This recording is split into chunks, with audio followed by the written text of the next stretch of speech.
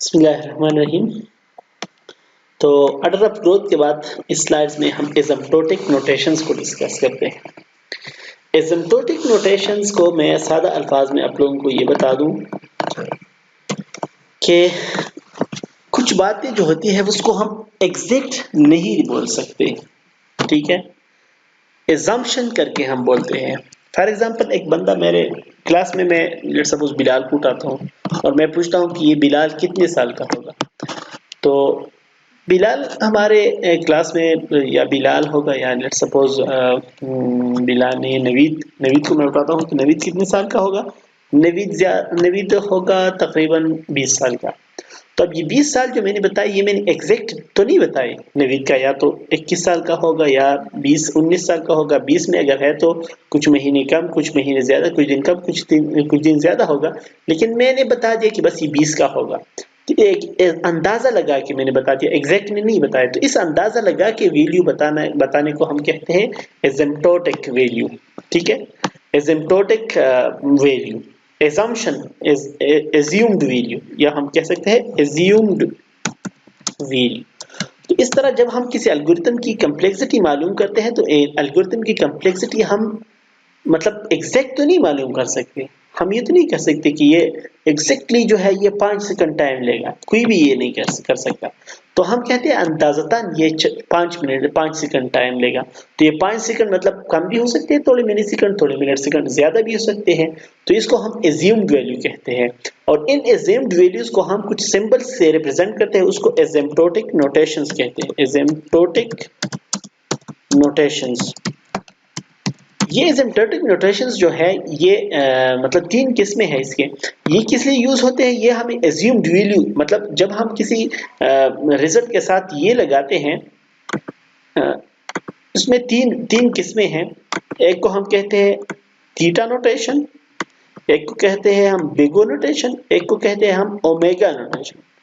तो इन तीनों का काम क्या है कि ये हमें मतलब एज्यूम्ड वैल्यू बताते हैं।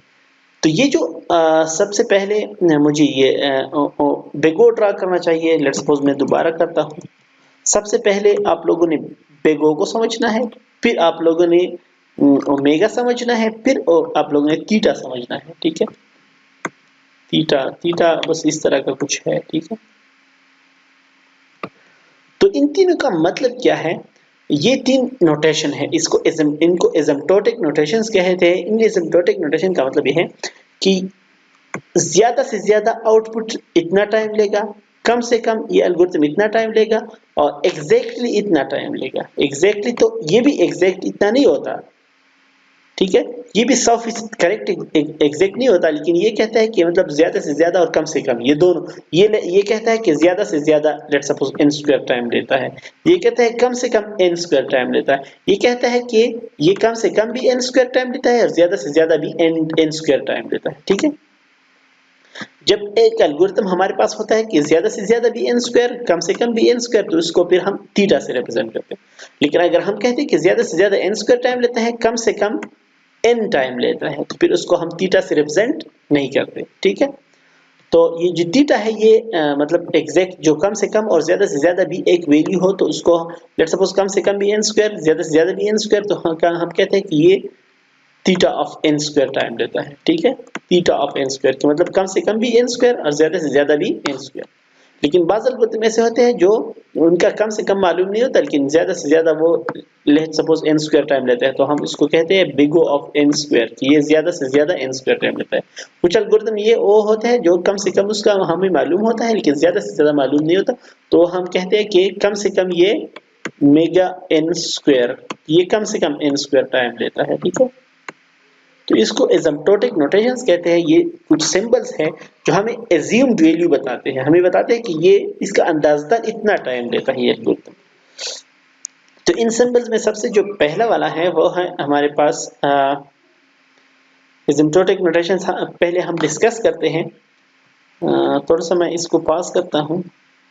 तो सबसे पहले हम एसिम्प्टोटिक नोटेशंस को डिस्कस करते हैं। Asymptotic notation, these notation we use to show the order of growth of running time of an algorithm are called asymptotic. ये हमारे पास ऐसे सिंबल्स है जो हम कहाँ पे यूज करते हैं, ऑर्डर ऑफ ग्रोथ या किसी एल्गोरिथम के रनिंग टाइम को रिप्रेजेंट करने के लिए यूज होते हैं. Asymptotic notations apply to function only. It shows the rate of growth of function. ये किसी फंक्शन का, ये मतलब हम फंक्शन पे अप्लाई करते हैं, ये किसी फंक्शन का या किसी एल्गोरिथम का हमें रनिंग टाइम बताते हैं. ठीक है, तो इनमें सबसे पहला जो हमारे पास है वो बिगो नोटेशन है. तो बिगो नोटेशन में क्या होता है कि when we say that t of n is big O of f of n, जब हम कहते हैं कि इसका जो फंक्शन है वो big O of f of n है, तो we mean that इसका मतलब ये होता है कि t of n जो है ये is bounded from above by a constant multiple of f of n. जो ये t of n, let's suppose हमारे एल्गोरिथम का जो रनिंग टाइम है, और ये f of n जो है वो एल्गोरिथम का अपना टाइम है. लेट्स सपोज मैंने रन कर दिया तो उसने लिया t of n, और जो बुक में है वो कहते हैं कि इसका रनिंग टाइम जो है वो f of n है. तो ये खामखा t of n जो है ये खामखा f of n से या लेस होगा या इक्वल होगा. ठीक है, इससे ज्यादा नहीं होगा. लेट्स सपोज मुझे बताया गया है कि एल्गोरिथम इंसर्शन स्टार्ट का जो रनिंग टाइम है वो n स्क्वायर है. अब मैंने एल्गोरिथम रन किया, उसने n टाइम लिया, तो n क्या है, n स्क्वायर से तो कम है. तो ये मुझे बताता है कि big O of n square, जब आप एल्गोरिथम रन करेंगे तो ये ज्यादा से ज्यादा n स्क्वायर लेगा. बिग O ऑफ n का क्या मतलब है कि ये ज्यादा से ज्यादा n स्क्वायर लेगा. आप लोग इसको रन करेंगे तो ये तो या n लेगा या n स्क्वायर लेगा, n स्क्वायर से ज्यादा नहीं लेगा. ठीक है, तो बिग O नोटेशन हमें अपर बाउंड बताता है, सबसे ज्यादा ये इतना टाइम लेगा. ठीक है, तो t of n is bounded from above by a constant multiple of fn. ये c जो है ये constant multiple है, fn जो है हमारे पास ये फंक्शन है एल्गोरिथम का. तो t जो n है ये जो कांस्टेंट है, फॉर ऑल कांस्टेंट वैल्यू 0 से ग्रेटर होगी, मतलब कांस्टेंट 0 नहीं हो सकता. ठीक है, कांस्टेंट 0 कर दो तो ये फंक्शन हमारे पास फिर 0 हो जाता है. ठीक है, तो फॉर t of n जो है वो लेस होगा या इक्वल होगा c of n से. t of n जो है ये मैंने एल्गोरिथम जो रन किया जितना टाइम लिया, और f of n जो है ये एल्गोरिथम का जो रनिंग टाइम है. ठीक है, फॉर ऑल, ये जो सिंबल है ये for all n greater or equal to n not, जो n होगा वो n नॉट से ग्रेटर होगा. ठीक है, n नॉट मतलब ये एक ऐसी सिचुएशन होता है जहां पर एल्गोरिथम की वैल्यू कम या ज्यादा हो सकती है. n नॉट जो है हमारे पास इनपुट साइज है, इनपुट साइज एक खास हद से कम हो तो हमारा आउटपुट जो है वो डिफरेंट हो सकता है, लेकिन उस इनपुट जो है वो एक खास हद से ज्यादा होने के बाद इसकी कम्प्लेक्सिटी क्या होगी, t of n must be less than or equal to c f of n. इसको हम ग्राफिकली इस तरह शो करते हैं. एक ग्राफिकल शो करना बहुत लाजमी है. आप लोगों ने अगर पेपर में बताना हो तो ग्राफ के थ्रू खामखा समझाइए.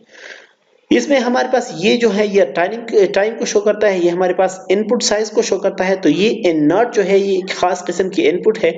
यहाँ से अगर इनपुट ज्यादा हो तो हमारा जो cg of n है या t of n जो है ये ज्यादा होगा, ये कम होगा f of n से. ठीक है, ये t of n या cg of n जो है ये less than f of n है. ठीक है,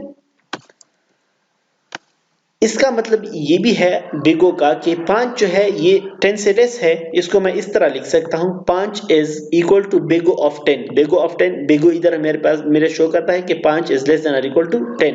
सिमिलरली इस तरह मैं लिखता हूँ कि n जो है वो n स्क्वायर से क्या है, कम है.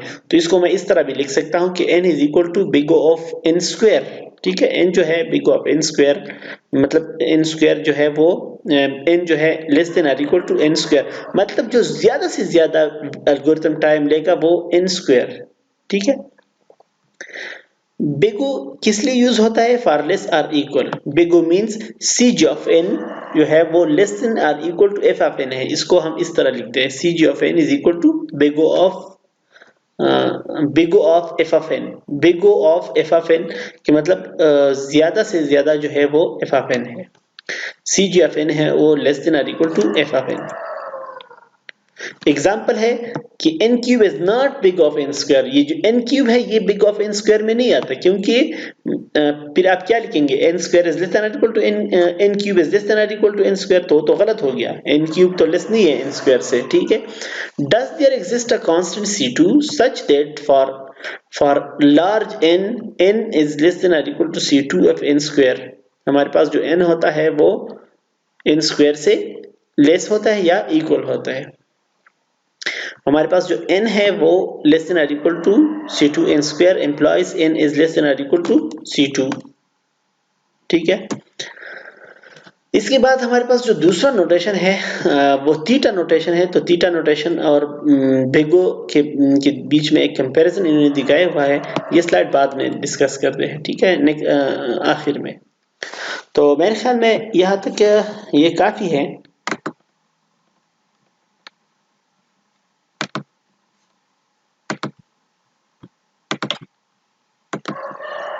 आगे जो है वो हम नेक्स्ट लेक्चर में डिस्कस करेंगे। दो रहते हैं, थीटा और ओमेगा नोटेशन।